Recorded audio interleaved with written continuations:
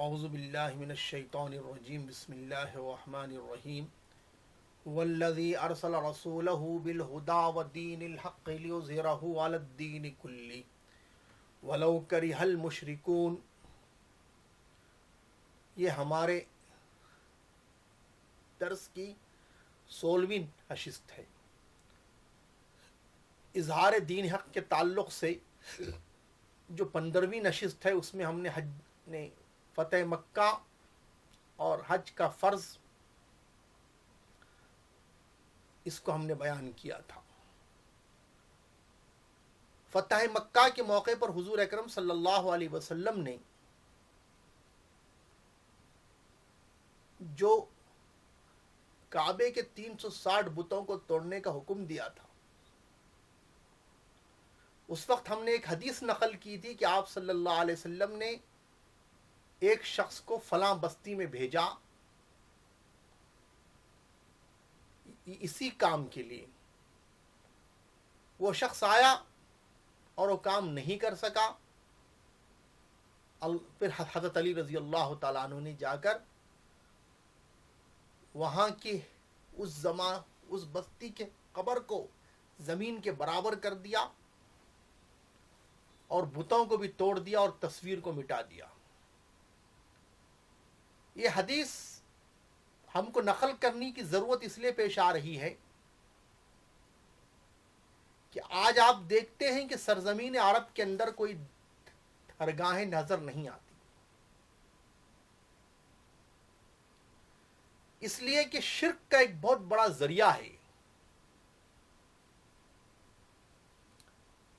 شیخ الاسلام عبد الوہاب نجدی رحمۃ اللہ علیہ کی وفات 1206 ہجری میں ہوئی ہے،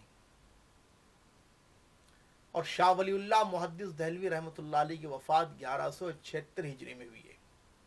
شاہ ولی اللہ محدث دہلوی رحمۃ اللہ علیہ سے پہلے کام شرک اور شیخ الاسلام عبد الوہاب نجدی رحمۃ اللہ علیہ سے پہلے ہندوستان میں شرک و بدعت کے خلاف شاہ ولی اللہ محدث دہلوی رحمۃ اللہ علیہ نے اس کام کا آغاز کیا،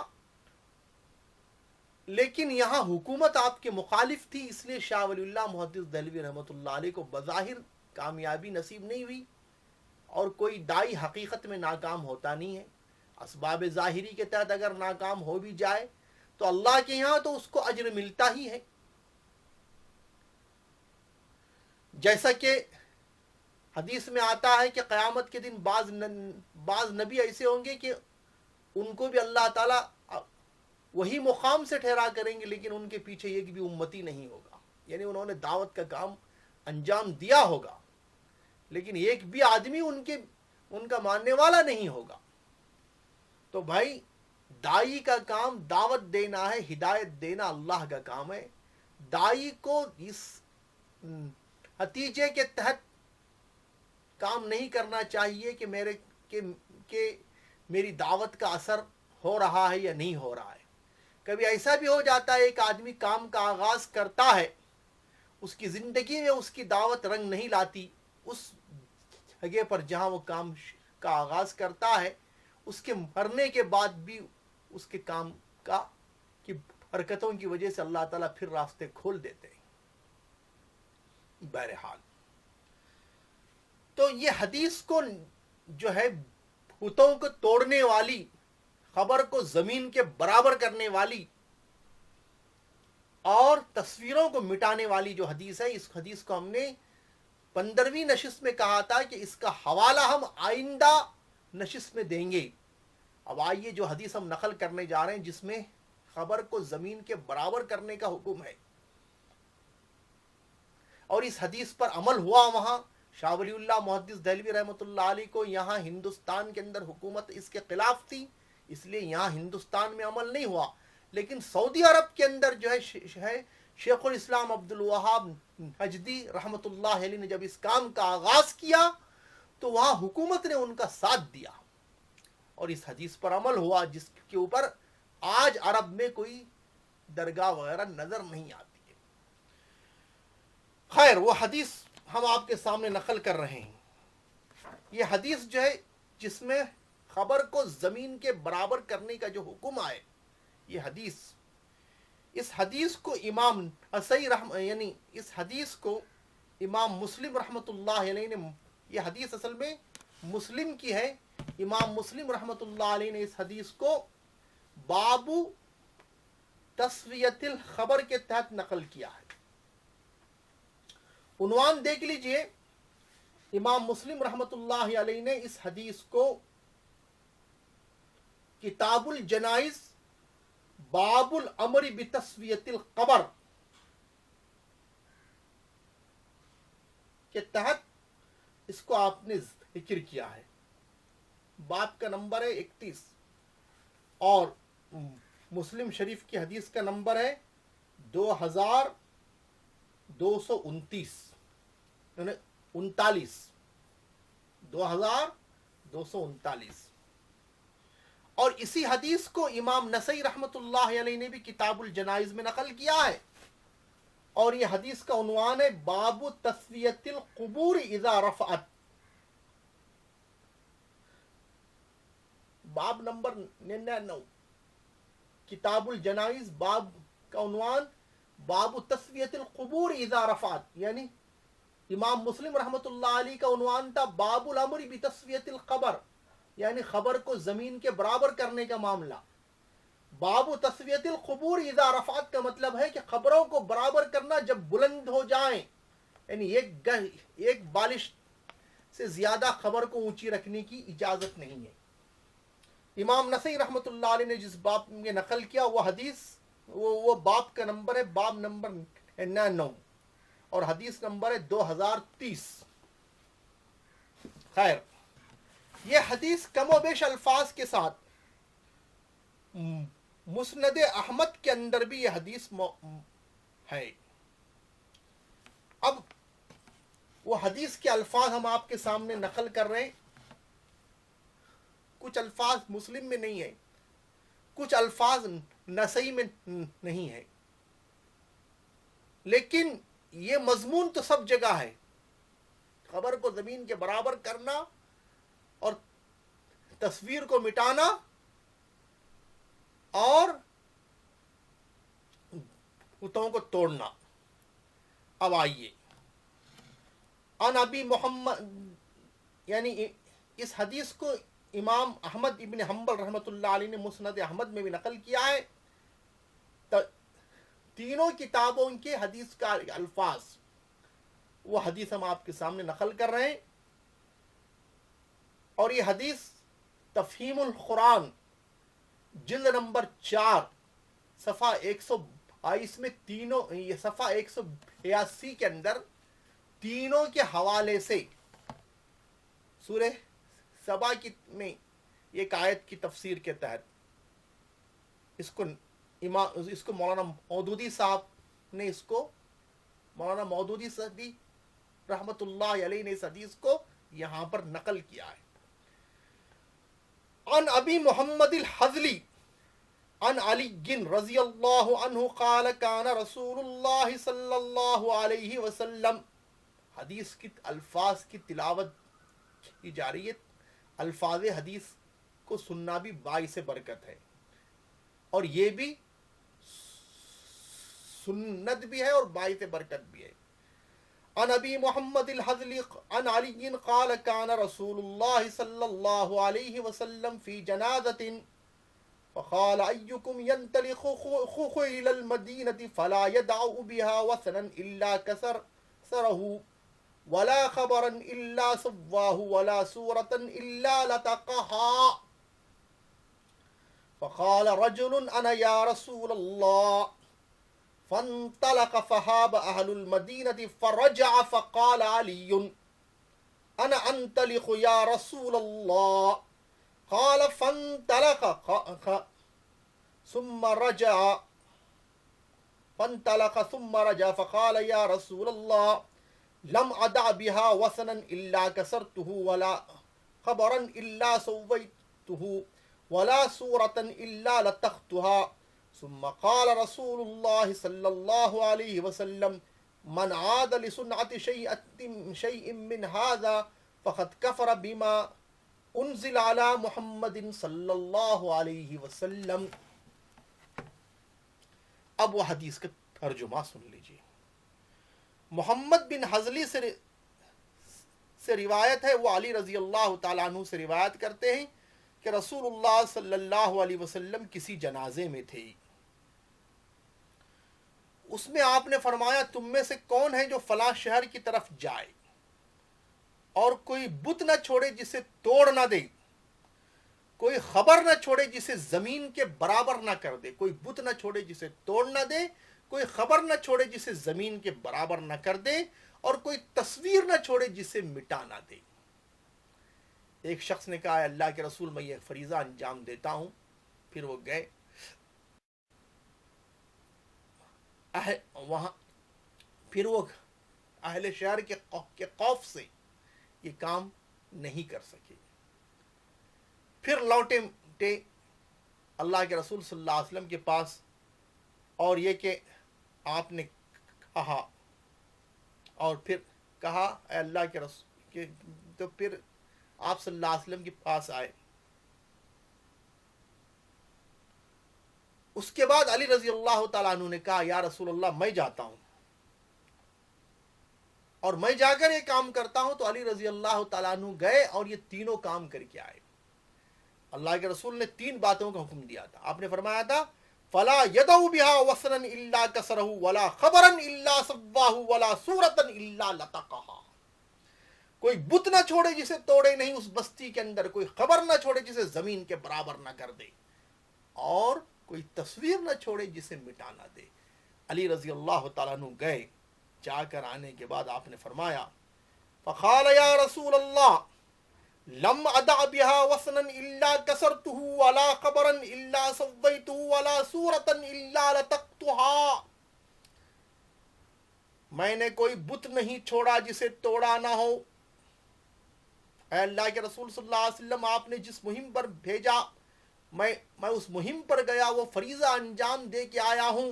کوئی بت نہیں چھوڑا جسے توڑا نہ ہو, کوئی خبر نہیں چھوڑا جسے زمین کے برابر نہ کیا ہو, اور کوئی تصویر نہیں چھوڑا جسے مٹایا نہ ہو. اللہ کے رسول صلی اللہ علیہ وسلم نے اس کے بعد ارشاد فرمایا من عاد لسنة شيء من هذا فقد كفر بما انزل على محمد صلی اللہ علیہ وسلم. اللہ کرے یہ بات سب کے سمجھ میں آ جائے. آپ نے فرمایا اس کے بعد جو دوبارہ یہ حرکت کرے گا اس نے اس تعلیمات سے کفر کیا جو نبی کریم صلی اللہ علیہ وسلم پہ اتارا گیا ہے. یہ حدیث موجودہ دور میں چونکہ نقل کرنا بہت ضروری تھا, اللہ کے رسول صلی اللہ علیہ وسلم کی جو حدیث ہے یعنی زندگی کا جو فرض ہے اظہار دین حق, اس کے اوپر آج عمل نہیں ہو رہا.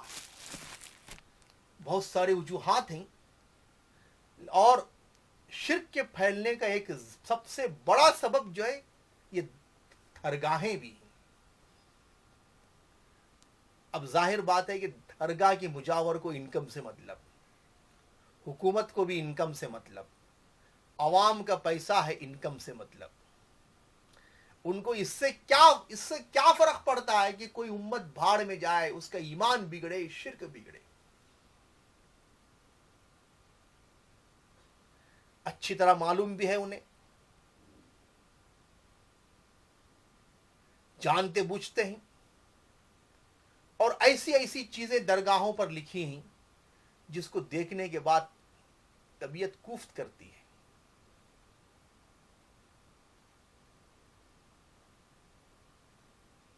ہم اس کو بیان نہیں کر سکتے.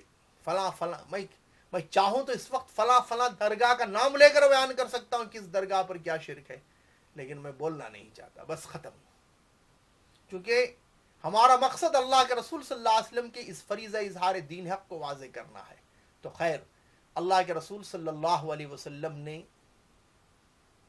فتح مکہ کے موقع پر 360 بتوں سے کعبے کو صاف کیا, اور اس کے بعد طائف اور حنین میں بھی جنگ کی, اور اس کے بعد 9 ہجری میں حج فرض ہو گیا. آپ اس وقت حج کرنے کے لیے نہیں گئے. ابو بکر صدیق رضی اللہ تعالیٰ عنہ کو حج کا امیر بنا کے بھیجا. اس کے بعد اللہ تعالیٰ نے سورہ توبہ کی 40 آیتیں شروع کی اتاری اور حضور صلی اللہ علیہ وسلم نے حضرت علی رضی اللہ تعالیٰ عنہ کو حکم دیا کہ آپ جاؤ اور جا کر حجاج کے مجمع میں سنا دو. حضرت علی رضی اللہ تعالیٰ عنہ سنائے اور اس میں یہ آیت بھی تھی کہ انما المشرکون نجس، بے شک مشرک عقیدے کے اعتبار سے ناپاک ہے. فلا یقرب المسجد الحرام بعد عامہم ھذا، اس سال کے بعد کوئی مسجد حرام کے قریب نہ جائے، نہ آئے. وَإِنْ خِفْتُمْ عَيْلَةً فَسَوْفَ يُغْنِيكُمُ اللَّهُ مِنْ فَضْلِهِ إِنْ شَاءَ. اگر تم محتاجگی کا خوف رکھتے ہو تو ان قریب اللہ تمہیں اتنا بے نیاز کرے گا اپنے فضل سے. آج دیکھو سعودی عرب کے اندر کوئی ڈھبا نہیں ہے. عام طور سے مسجدوں میں چندے کا ڈھبا ہوتا ہے نا، بکس. کچھ لوگ تو نماز کے بعد پھر آتے ہیں، کچھ لوگ مسجد میں فکس رکھتے ہیں. سعودی کے اندر کوئی ڈبہ ہی نہیں ہے، اور اتنا بڑا نظام اللہ تعالیٰ چلا رہے مسجد حرام کا، مسجد اور مسجد نبوی کا. اگر وہ ڈبہ رکھیں گے تو ساری دنیا کے لوگ وہاں حاضر ہوتے ہیں. لوگ کیا نہیں ڈالیں گے اس میں؟ لوگ تو کعبۃ اللہ کے لیے زیور بھی ڈال سکتے ہیں، لیکن کروڑوں جائز انکم کو بھی انہوں نے ٹھکرا دیا. بہرحال تو حضور صلی اللہ علیہ وسلم نے حضرت علی رضی اللہ تعالیٰ عنہ کو بھیجا اور کہا اس سال کے بعد کوئی مشرک حج کے لیے نہ آئے. 8 ہجری میں مکہ فتح ہوا، سن 9 ہجری میں حج فرض ہوا. حج فرض ہونے کے بعد مشرکین نے اپنے طریقے سے حج کیا اور مسلمانوں نے اپنے طریقے سے حج کیا. اس کے بعد 10 ہجری میں آپ صلی اللہ علیہ وسلم نے جو حج کیا وہ خالص اسلامی حج کا حج تھا. وہی آپ کی زندگی کا پہلا اور آخری حج ہے. اس کو حجۃ الوداع کہتے ہیں، چونکہ وداع کے معنی رخصتی کے آتے ہیں. آپ صلی اللہ علیہ وسلم حج کے لیے روانہ ہوتے ہیں، ذوالحلیفہ سے احرام باندھتے ہیں. حیران آپ نے کیا ہے. حج حیران کا مطلب یہ ہوتا ہے عمرہ اور حج دونوں کا احرام ساتھ باندھے، جانے کے بعد عمرہ کرے، مگر کیسا کہ کعبے کا طواف کرے، صفا مروہ کی صحیح کرے، حلق نہ کرائے. اس کے بعد حج تک عمرہ چاہے تو کر سکتا ہے لیکن احرام نہیں کھولے گا، پھر ڈائریکٹ حج قران کرے گا، مطلب ہے کہ حج کرے گا. یہ افضل حج ہے. آپ صلی اللہ علیہ وسلم نے حج کیا اور فرمایا کہ میں آئندہ سال زندہ رہا تو حج تمتع کروں گا انشاءاللہ، لیکن آئندہ سال آنے سے پہلے آپ واصل بحق ہو گئے. اور آپ صلی اللہ علیہ وسلم کے ساتھ صحابہ جو تھے، بعض نے حج تمتع کیا، بعض نے حج افراد کیا. حج تمتع کا مطلب ہے عمرے کا احرام باندھ کے جائے، عمرہ کرنے کے بعد احرام کھول دے، یعنی کعبۃ اللہ کا طواف کرے، صفا مروہ کی صحیح کرے، حلق کرا لے یا بال کو کم کرا لے، لیکن حلق افضل ہے. حلق کے معنی مڈانا اور قصر کے معنی کم کرانا. اللہ کے رسول صلی اللہ علیہ وسلم نے بالوں کو کم کرانے والوں کو 3 بار مغفرت، مطلب 1 مرتبہ مغفرت کی دعا دی ہے، اور بال مڈانے والے کو 3 مرتبہ مغفرت کی دعا دی ہے. اللہم اغفر للمحلقین، آپ نے فرمایا اے اللہ سر کے بال مڈانے والوں کی مغفرت فرما. صحابہ نے کہا یا رسول اللہ مقصرین بھی ہیں؟ تو آپ نے فرمایا اللہم اغفر للمحلقین، اور پھر 1 مرتبہ پھر فرمایا اللہم اغفر للمحلقین. اس کے بعد آپ نے فرمایا اللہم اغفر للمقصرین.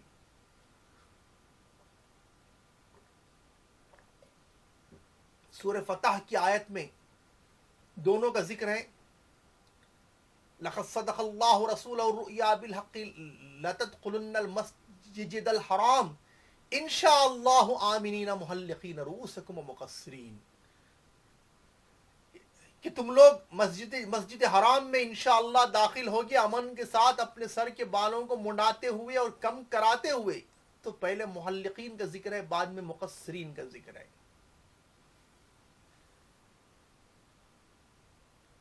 جیسا کہ یاتو کا رجالم والا کل ضامر، کہ لوگ آئیں گے آپ کے پاس، یعنی کعبۃ اللہ کے پاس.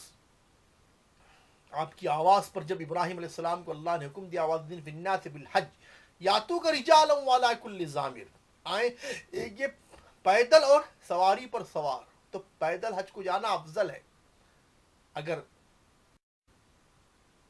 سفر کی مشقتیں جھیلنے کی طاقت ہو تو۔ آج تو آدمی اتنی سہولتیں کے باوجود تھک جاتا ہے، پیدل تو دل جانا تو بہت مشکل بات ہے، لیکن پیدل جانا بہرحال افضل ہے۔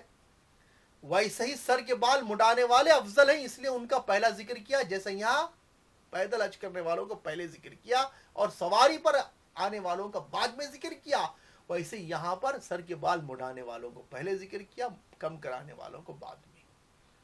تو آپ صلی اللہ علیہ وسلم کے ساتھ جو لوگ تھے وہ حج تمتع بھی کرے، حج اور حج تمتع کا مطلب جیسا ابھی میں نے ذکر کیا کہ کعبے کا طواف، صفا مروہ کی صحیح اور حلق، اور حج افراد بھی کرے۔ حج افراد کا مطلب یہ ہے کہ حج کا احرام باندھ کر جائے آدمی اور کعبے کا طواف کرے، حج تک عمرہ نہ کرے۔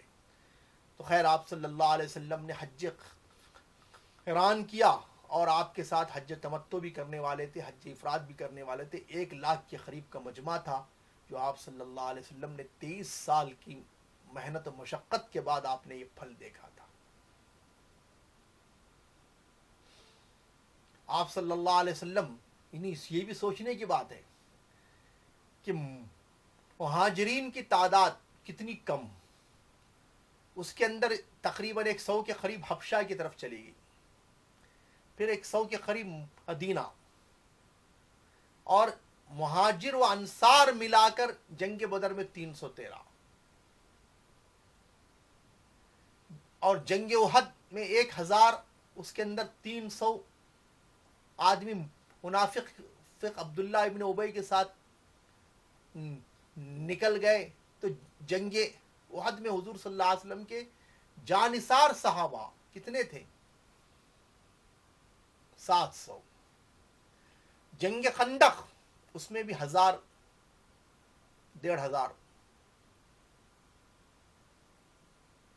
اس لیے کہ جب آپ صلی اللہ علیہ وسلم نے اس کے بعد عمرہ کیا، جب آپ کو روک دیا گیا اور کفار نے آپ سے صلح کی پیشکش کی، تو 1400 صحابہ تھے۔ تو بہرحال تعداد اتنی کم تھی 6 ہجری تک۔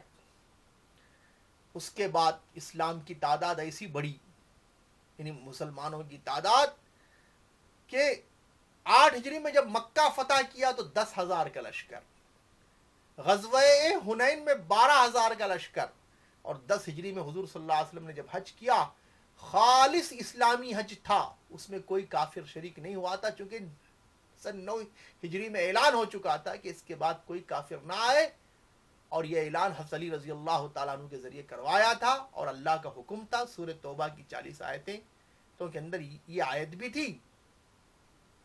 اس کے بعد سن 10 ہجری میں حضور صلی اللہ علیہ وسلم نے جو حج کیا وہ خالص اسلامی حج، اس میں 1,00,000 کے قریب مجمع،